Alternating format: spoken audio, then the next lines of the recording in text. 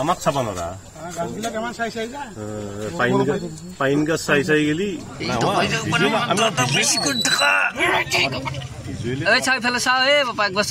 চাও ও শুন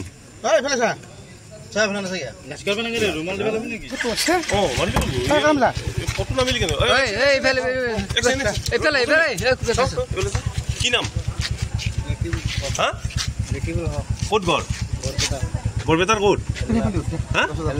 হেল্লা ক'ত কাম কৰা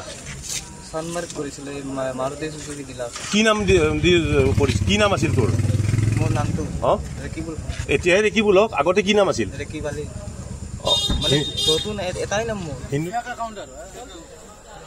যে মুক্তাপুৰৰ ওচৰতে জয়কুচি গাঁৱত এজনী 18 বছৰৰ ছোৱালী জাষ্ট 18 বছৰ হৈছে ছোৱালীজনী মই বাৰু নাম প্ৰকাশ নকৰোঁ কিন্তু সেই ছোৱালীজনীক এজন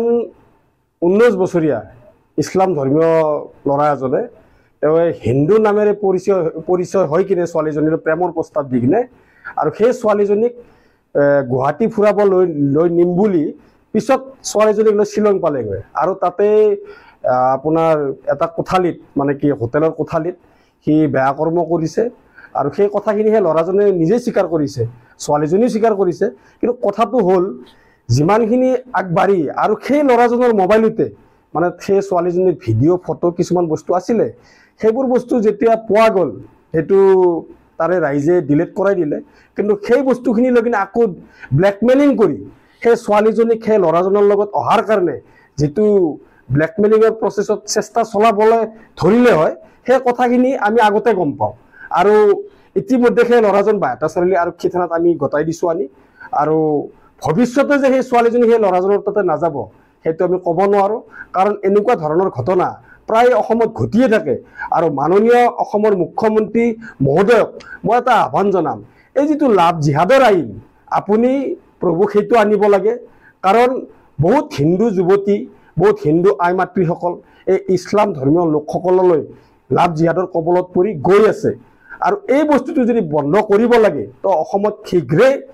লাভ জিহাদৰ আইনখন বলবৎ কৰিব লাগে আমাক চাবা নৰা গাছবিলাক আমাৰ চাই চাই যায় পাইন গাছ চাই চাই গেলি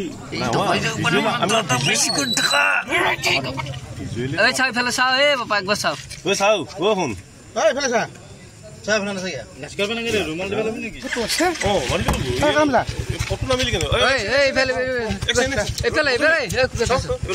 কি নাম